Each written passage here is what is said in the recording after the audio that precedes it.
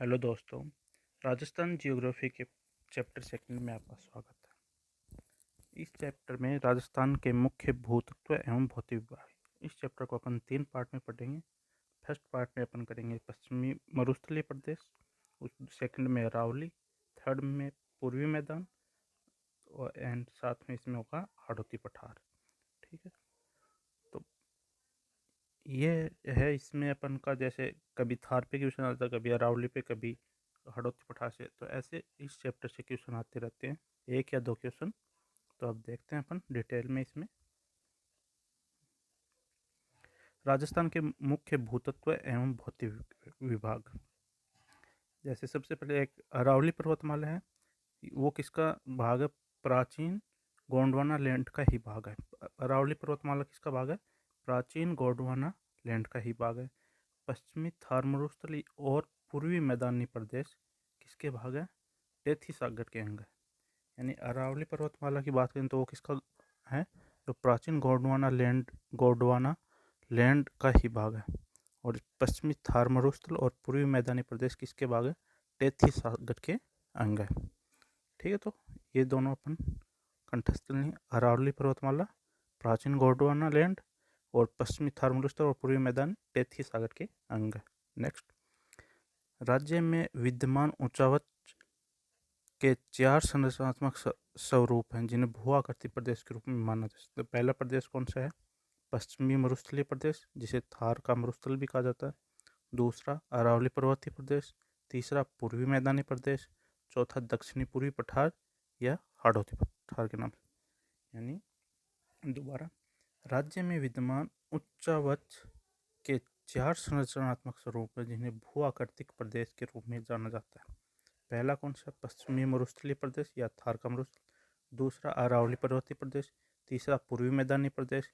चौथा दक्षिणी पूर्वी पठार या हाड़ौती का पठार। नेक्स्ट, अब अपन डिटेल में पढ़ेंगे। सबसे पहले इस चैप्टर में होगा पश्चिमी मरुस्थलीय प्रदेश और ऑब्लिक थार का मरुस्थल। इसमें अपन डिटेल में जानेंगे कि ये चीज़ें क्या हैं, इसमें क्या इसका विस्तार है, ये चीज़ें अपन डिटेल से इसमें शामिल करेंगे। नेक्स्ट आते हैं अपन डिटेल में पश्चिमी मरुस्थलीय प्रदेश और थार का मरुस्थल। विस्तार है 25 डिग्री उत्तरी अक्षांश से 30 डिग्री उत्तरी अक्षांश तथा 69 डिग्री 30 मिनट पूर्वी देशांतर से 70 डिग्री 45 मिनट पूर्वी देशांतर के मध्य पश्चिमी थार, जो पश्चिमी मरुस्थलीय प्रदेश है, उसका विस्तार है। यह अरावली पर्वत श्रृंखला के पश्चिम में यह प्रदेश 30 मिलीमीटर यानी 30 सेंटीमीटर से कम वर्षा वाले क्षेत्र पर फैला हुआ बालू का विशाल क्षेत्र, बालू का क्षेत्र है। मरु प्रदेश में राजस्थान के 12 जिले आते हैं जो राज्य के क्षेत्र पर लगभग 2/3 भाग में विस्तृत है। इसका एक तो विस्तार, अक्षांशीय विस्तार 30 सेंटीमीटर से कम वाली अरावली पर्वतमाला के पश्चिम में वो क्षेत्र, और क्या इसमें राजस्थान के 12 जिले शामिल हैं, यानी 2/3%। अब देखते हैं 12 जिलों में कौन कौन से हैं। पूर्ण मरुस्थल वाले जिले जैसलमेर, बाड़मेर, जोधपुर, बीकानेर, हनुमानगढ़, गंगानगर, ये 6 जिले हो गए। अर्ध मरुस्थल वाले जिले जालौर, पाली, नागौर, सीकर, झुंझुनू, चूरू, ये 6 जिले अर्ध मरुस्थलीय वाले जिले। नेक्स्ट पॉइंट, अरावली पर्वत श्रृंखला के पश्चिम में मरु प्रदेश राजस्थान के लगभग 61% भूभाग पर फैला है। यह राज्य की लगभग 40% यानी 39.84 जनसंख्या निवास करती है। यह विश्व का सबसे घनी आबादी एवं सर्वाधिक जैव विविधता वाला मरुस्थल है। ठीक है, तो इसमें जिले 6 पूर्ण मरुस्थल, 6 अर्ध मरुस्थल वाले। जनसंख्या के बता दिए 61% भूभाग है और 40% जनसंख्या निवास करती है। नेक्स्ट, प्राकृतिक स्वरूप में इसको 2 भागों में देख सकते हैं, एक तो रेतीला, दूसरा पथरीला मरुस्थल। इस प्रदेश की विशिष्ट भू आकृति बालुका स्तूप है जो विविध रूपों में विस्तृत है। बालुका स्तूप। पथरीला मरुस्थल जैसलमेर, बीकानेर के उत्तरी भाग तथा जोधपुर की फलौदी तहसील के कुछ भागों में स्थित है। इसका प्राकृतिक स्वरूप देखें तो एक तो रेतीला मरुस्थल, दूसरा पथरीला मरुस्थल। रेतीला मरुस्थल में बालुका स्तूप मिलेंगे जिनके अलग अलग रूप हैं, वो पढ़ेंगे अपन आगे। पथरीला मरुस्थल जैसलमेर में, बीकानेर के उत्तरी भाग में, जोधपुर की फलौदी तहसील में ही मिलता है। अब डिटेल में देखते हैं अपन विस्तार एवं स्थिति। भारत में स्थित मरुस्थल का लगभग 61.11% क्षेत्र राजस्थान में विद्यमान है। राजस्थान का अरावली श्रेणियों के पश्चिम का क्षेत्र शुष्क व अर्ध शुष्क मरुस्थलीय प्रदेश है। ठीक है, ये हो गई। विशिष्ट भौगोलिक प्रदेश क्या है, इसका नाम क्या दिया गया? भारत का विशाल मरुस्थल अथवा थारकाम मरुस्थल। यह प्रदेश उत्तर पश्चिम से दक्षिण पूर्व 640 किलोमीटर लंबा है तथा पश्चिम से पूर्व की ओर 300 किलोमीटर चौड़ा है, जो लगभग 1,75,000 वर्ग किलोमीटर क्षेत्र में फैला हुआ है। ये इसका विस्तार बताया। यानी भारत में स्थित मरुस्थल का लगभग 61.11% राजस्थान में विद्यमान है। अरावली की श्रेणी की पश्चिम का क्षेत्र शुष्क और अर्धशुष्क मरुस्थलीय प्रदेश है। भारत का विशाल मरुस्थल या थारका मरुस्थल 640 किलोमीटर लंबा, 300 किलोमीटर चौड़ा, 1,75,000 वर्ग किलोमीटर में फैला हुआ है। इसकी उत्तरी सीमा पंजाब हरियाणा से लगती है, दक्षिणी सीमा गुजरात से लगती है, पश्चिमी सीमा भारत व पाक के मध्य अंतर्राष्ट्रीय सीमा रेड क्लिफ लाइन है उससे लगती है। पूर्वी सीमा अरावली के सहारे 50 सेंटीमीटर समवर्षा रेखा व महान भारतीय जल विभाजक द्वारा बनाई हुई है, यानी अंकित है। यानी उत्तरी सीमा में कौन है? इसके पंजाब और हरियाणा से लगती है, दक्षिणी सीमा गुजरात से, पश्चिमी सीमा भारत पाक सीमा से, पूर्वी सीमा अरावली के सहारे से 50 सेंटीमीटर और महान भारतीय जल विभाजक रखा उसके।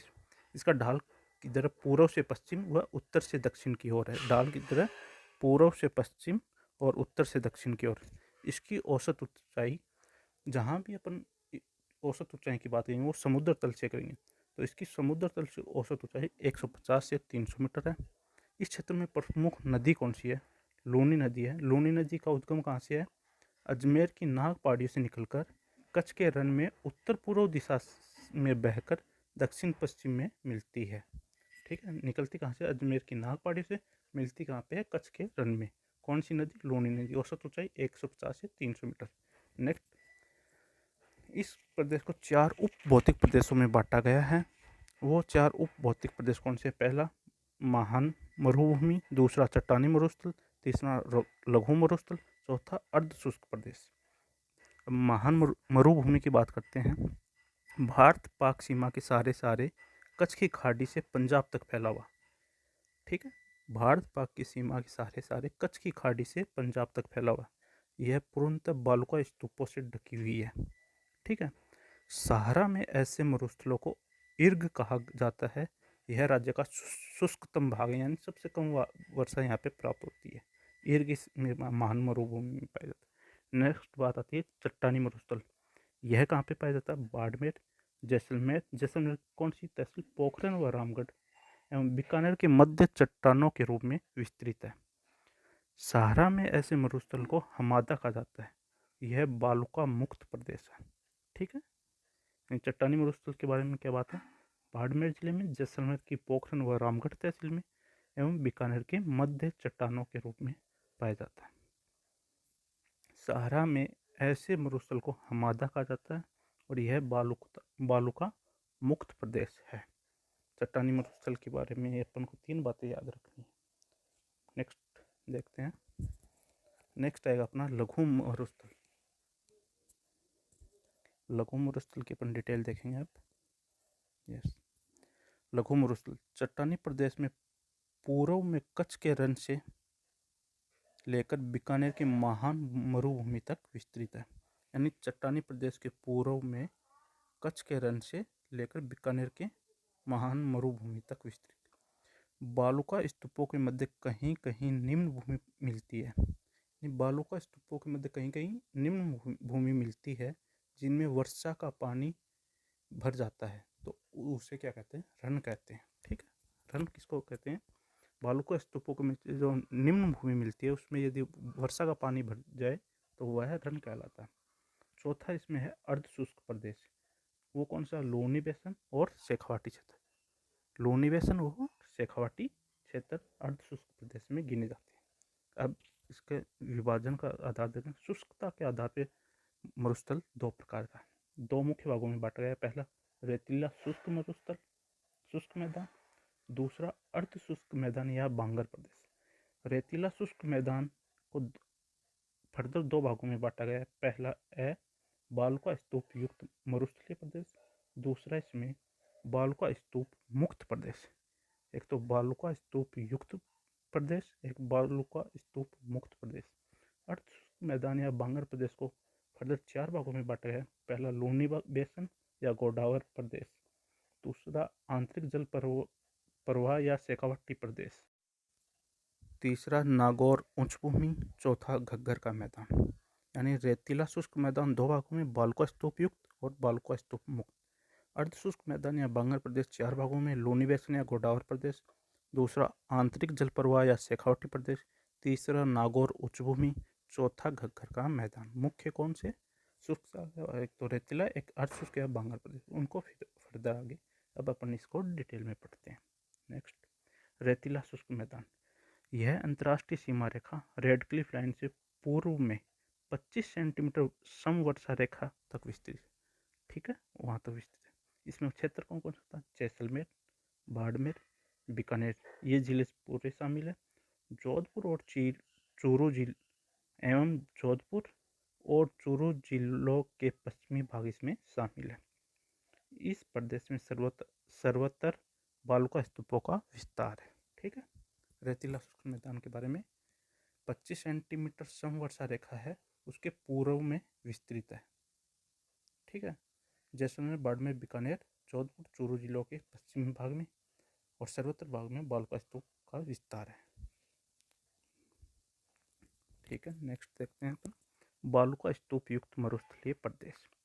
राजस्थान मरुस्थल का पश्चिमी भाग 59 से 60% भाग आच्छादित है, यानी इससे बालुका स्तूपों से स्थानीय भाषाओं में इन्हें धोरे कहा जाता है। अब बालुका स्तूप के प्रकार देखेंगे। पहला प्रकार है अनुधरीय पवन अनुवर्ती या रेखीय बालुका स्तूप।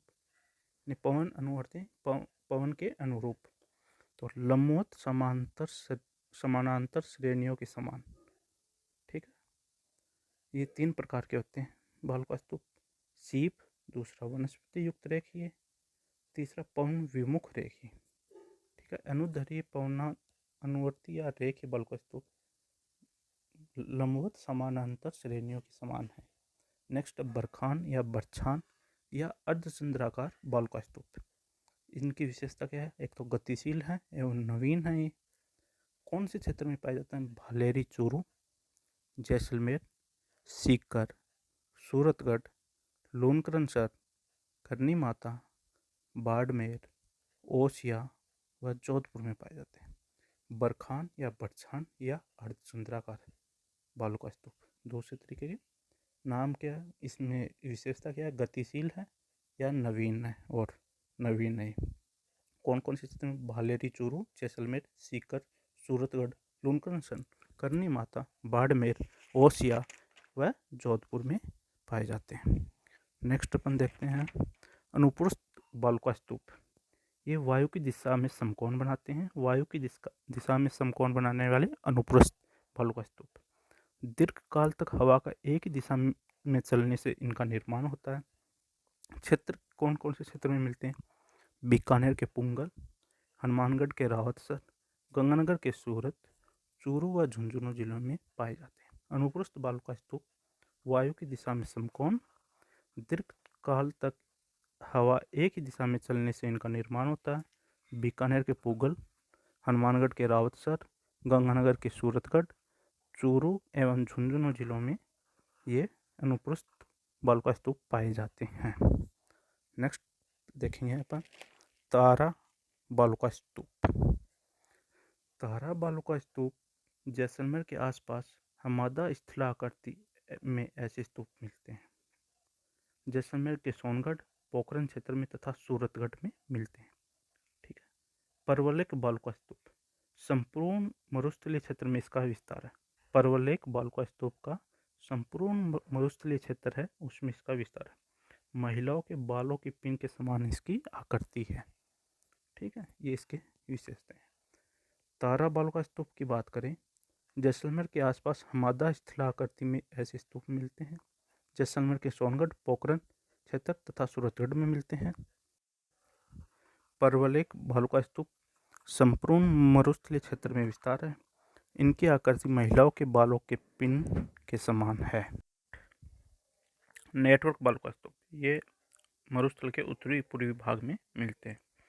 बरखोनाइट्स एवं बरखान बालुका स्तूप ये अंडाकार होते हैं। आंतरिक प्रवाह क्षेत्र में मेडा नदी बेसिन में ये पाए जाते हैं। अवरोध बालुका स्तूप बालुका स्तूप निर्माण किसी अवरोध के कारण उत्पन्न जमाव से होता है। इनका निर्माण किसी अवरोध के उत्पन्न जमाव से होता है। नेटवर्क बालुका स्तूप उत्तरी पूर्वी भाग में। बरखोनाइट्स एवं बरखान बालुका स्तूप अंडाकार आकृति के होते हैं। आंतरिक प्रवाह क्षेत्र मेडा नदी के बेसिन में मिलते हैं। अवरोध बालुका स्तूप निर्माण किसी अवरोध के कारण उत्पन्न जमाव से होता है। नेक्स्ट, सबर काफिज बालुका स्तूप सर्ब काफिज बालुका स्तूप छोटी छोटी झाड़ियों एवं घास के झुंड के आसपास पश्चिमी राजस्थान में। दूसरा, अनियमित आकार एवं अस्थिर प्रकृति के होते हैं। सर्ब काफिज बालुका स्तूप छोटी छोटी झाड़ियों एवं घास के झुंड के आसपास पश्चिमी राजस्थान में अनियमित आकार एवं अस्थिर प्रकृति के होते हैं। गर्मियों में जब हवा चलती है तो उस में जो छोटी छोटी झाड़ियाँ होती हैं उनके आसपास मिलने वाले बालुका स्तूप हैं ये। नेक्स्ट है बालुका स्तूप मुक्त प्रदेश। ये कौन से जिले में है? जैसलमेर में। बालुका स्तूपों का पूर्णतः अभाव रहता है। पश्चिमी रेतीले मैदान के 41 से 42% भाग पर स्थित है। इस क्षेत्र में आर्डलवुड फॉसिल पार्क भी है। यह प्रदेश बाड़मेर जैसलमेर का चट्टानी प्रदेश है, यानी जैसलमेर में। ये बालुका स्तूप मुक्त प्रदेश कौन सा है? जैसलमेर में। यह है जैसलमेर में। दूसरा, बालुका स्तूपों का पूर्णतः अभाव पश्चिमी रेतीले मैदान के 41-42% भाग पर स्थित है। आर्कलवुड फॉसिल पार्क, और यह प्रदेश बाड़मेर जैसलमेर के चट्टानी क्षेत्र में पाया जाता है। जैसलमेर के उत्तर तथा पोखरन के दक्षिण में बालुका स्तूपों के बीच में कहीं कहीं निम्न भूमि मिलती है, जिसमें वर्षा का जल भर जाने से अस्थायी झीलों का निर्माण होता है, जिन्हें पलाया कहते हैं और इन्हें रन भी कहते हैं। यानी अस्थायी झीलों का क्या नाम दिया गया? पलाया, और रन भी कहा जाता है। बरमसर, कनौट, भाकरी, लवा, पोखरन ये जैसलमेर में, बाप जोधपुर में और थोप बाड़मेर में प्रमुख रन हैं। जैसलमेर जिले की पलाया झीलें जो खंडीन कहलाती हैं, उनमें केंद्रोमुखी जल प्रवाहित पाया जाता है। लाठी सीरीज भी इसी क्षेत्र में है। जैसलमेर के उत्तर तथा पोखरन के दक्षिण में बालुका स्तूपों के बीच कहीं कहीं निम्न भूमि मिलती है, जिनमें वर्षा का जल भर जाने से अस्थायी झीलें पलायों का निर्माण होता है। इसे रन भी कहते हैं। बरमसर, कन्नौड, भाकरी, लवा, पोखरन ये जैसलमेर में, बाप जोधपुर जिले में, थोप बाड़मेर में प्रमुख रन हैं। जैसलमेर जिले की पलाया झीलें जो खंडीन कहलाती हैं, उनमें केंद्रोमुखी जल प्रवाहित होता है। लाठी सीरीज इसी क्षेत्र में है। नेक्स्ट है अर्धशुष्क मैदान या बांगर प्रदेश। 25 सेंटीमीटर की समवर्षा रेखा रेतीली मरुभूमि व अर्धशुष्क मैदान को विभाजित करती है। ठीक है, यह प्रदेश आंतरिक प्रवाह क्षेत्र में आता है। ठीक है, अर्धशुष्क मैदान या 25 सेंटीमीटर की समवर्षा रेखा रेतीली मरुभूमि व अर्धशुष्क मैदान को विभाजित करती है। यह प्रदेश आंतरिक प्रवाह क्षेत्र में आता है। नेक्स्ट, बांगर प्रदेश को पुनः 4 भागों में बांटा जा सकता है। पहला, उसमें लूनी बेसिन या गोडवार प्रदेश। लूनी बेसिन यह नदी निर्मित अर्धशुष्क मैदान है। कौन कौन से जिलों में पाया जाता है? पाली, जालौर, सिरोही, जोधपुर। पाली, जालौर, सिरोही, जोधपुर एवं नागौर के दक्षिणी भाग में। लूनी का पानी बालोतरा तक मीठा, यानी ये किसके कारण रहता है? पहाड़ी अपवाह तंत्र के कारण। एवं उसके बाद खारा क्यों? नमक युक्त चट्टानों के कारण खारा हो जाता है। तो ये क्वेश्चन भी आता है, ऐसी कौन सी नदी है जिसका बालोतरा तक पानी मीठा उसके बाद खारा हो जाता है। तो लूनी नदी। लूनी बेसिन या गोडवार प्रदेश में की विशेषता, यह नदी निर्मित अर्धशुष्क मैदान है। क्षेत्र कौन सा? पाली, जालौर, सिरोही, जोधपुर एवं नागौर के दक्षिणी भाग में। लूनी का पानी बालोतरा तक मीठा उसके बाद खारा हो जाता है। कारण अपन ने पीछे डिस्कस कर ही लिया। जालौर में ग्रेनाइट से निर्मित पहाड़ियाँ तथा मैलानी रायोलाइट की पहाड़ियाँ यह गुमदार या इंसलबर्ग के रूप में पाई जाती हैं। ये इसी क्षेत्र में पाई जाती है, लूनी बेसिन में। नेक्स्ट है आंतरिक जल प्रवाह या शेखावाटी प्रदेश। इसे बांगर प्रदेश के नाम से भी जाना जाता है और औसत ऊंचाई समुद्र तल से 450 मीटर है। यानी इससे पहले देखें, जैसे जालौर में ग्रेनाइट से निर्मित पहाड़ियाँ तथा मलानी रायोलाइट की पहाड़ियाँ गोमदाकार या इंसलबर्ग के रूप में पाई जाती है। बात करें आंतरिक जल प्रवाह या शेखावाटी प्रदेश की, इसे बांगर प्रदेश के नाम से भी जाना। औसत ऊंचाई समुद्र तल से 450 मीटर है इस क्षेत्र की। नेक्स्ट इसमें आगे देखते हैं। पूर्वी सीमा अरावली श्रेणी या 50 सेंटीमीटर की समवर्षा रेखा द्वारा, उत्तरी सीमा घग्गर मैदान से और पश्चिमी सीमा 25 सेंटीमीटर की समवर्षा रेखा द्वारा विभाजित है। ठीक है। यह प्रदेश मध्य एवं निम्न ऊंचाई के बालुका स्तूपों से युक्त रेतीला मैदान है। यह ज्यादातर बरखाने यानी अर्धवृत्ताकार प्रकार के पाए जाते हैं। मेडा नदी घाटी में नवीन बरखान बालुका स्तूप पाए जाते हैं। डिटेल में देखें दोबारा। पूर्वी सीमा अरावली श्रेणी या 50 सेंटीमीटर समवर्षा रेखा द्वारा, उत्तरी सीमा घग्गर का मैदान, पश्चिमी सीमा 25 सेंटीमीटर की समवर्षा रेखा द्वारा। यह प्रदेश मध्य व निम्न ऊंचाई के बालुका स्तूपों से युक्त रेतीला मैदान है। यह ज्यादातर बरखान यानी अर्धवृत्ताकार प्रकार के पाए जाते हैं। मेढा नदी घाटी में नवीन बरखान बालुका स्तूप पाए जाते हैं। नेक्स्ट, सांबर झील आंतरिक जल प्रवाह का उत्तम उदाहरण है। सांबर झील वो आंतरिक जल प्रवाह का उत्तम उदाहरण है जिसमें मेढा, रूपनगढ़ भी बोलते हैं, रूपन नगर भी बोलते हैं, वह खारी नदियाँ इसमें गिरती हैं सांबर झील में। पर्वतों से घिरे मरुस्थलीय बेसिन को बोल्सन शब्द से संबोधित किया। बोल्सन क्या है? पर्वतों से घिरे मरुस्थलीय बेसिन को बोल्सन बोलते हैं। नेक्स्ट तीसरा पॉइंट इसमें नागौर उच्च भूमि। समुद्र तल से 300 से 500 मीटर ऊंचाई वाली नागौर उच्च भूमि स्थित है। यह प्रदेश बंजर और रेतीला है क्योंकि यहाँ की मिट्टी में सोडियम क्लोराइड नमक पाया जाता है। ठीक है। यानी नागौर उच्च भूमि में क्या है? उत्तर में समुद्र, यह प्रदेश बंजर और रेतीला है क्योंकि यहाँ की मिट्टी में सोडियम क्लोराइड पाया जाता है। नेक्स्ट, नमकीन, इस नागौर उच्च भूमि में नमकीन झीलें मिलती हैं। कौन कौन सी? सांबर, डीडवाना, नावा और कुचामन। नमक प्राप्त करने की केशाकर्षण पद्धति है। नमक प्राप्त करने की कौन सी पद्धति? केशाकर्षण पद्धति। लास्ट इसमें पॉइंट, घग्गर का मैदान। घग्गर कोष्टक में नाली का मैदान हनुमानगढ़ गंगानगर जिलों के लगभग 75% भाग पे पाया जाता है। यह जलोढ़ मिट्टी द्वारा निर्मित है। उसकी नागौर उच्च भूमि की बात करें, लास्ट पॉइंट, यह नमकीन झीलें मिलती हैं। कौन कौन सी? सांभर, डेडवाना, नावा और कुचामन। ये कौन सी? नागौर उच्च भूमि में। नमक प्राप्त करने की केशाकर्षण पद्धति। घग्गर का मैदान की बात करें, घग्गर जिसे नाली क्षेत्र भी का मैदान हनुमानगढ़ गंगानगर जिले में 75% भाग पर फैला हुआ है और जलोढ़ मिट्टी द्वारा निर्मित है। नेक्स्ट, घग्गर नदी अवशेष है इसका? सरस्वती नदी का। ठीक है। इसे मर्त नदी भी कहा जाता है। क्यों? क्योंकि इसका प्रवाह तल स्पष्ट है। ठीक है, इसलिए इसको मर्त नदी भी कहा जाता है। इस नदी के पाट यानी तल को हनुमानगढ़ के पास नाली कहा जाता है। इस नदी के पाट या तल को हनुमानगढ़ के पास नाली कहा जाता है। ठीक है, ये इसके बारे में पूरी आप हो गए, चारों पार्ट हो गए। इस तरह अपन ने थार के मरुस्थल का पूरा वर्गीकरण पूरा पढ़ लिया अपन ने। उसमें क्या क्या स्पेसिफिकेशन पॉइंट है, नेक्स्ट चैप्टर में अपन पढ़ेंगे अरावली पर्वतीय प्रदेश। उसके पार्ट 3 में आएगा अपना पूर्वी मैदानी प्रदेश। उसके बाद आएगा नेक्स्ट अपना उसी पूर्वी मैदानी प्रदेश के साथ दक्षिणी पूर्वी पठार प्लस, या उसे हाड़ौती पठार बोलते हैं।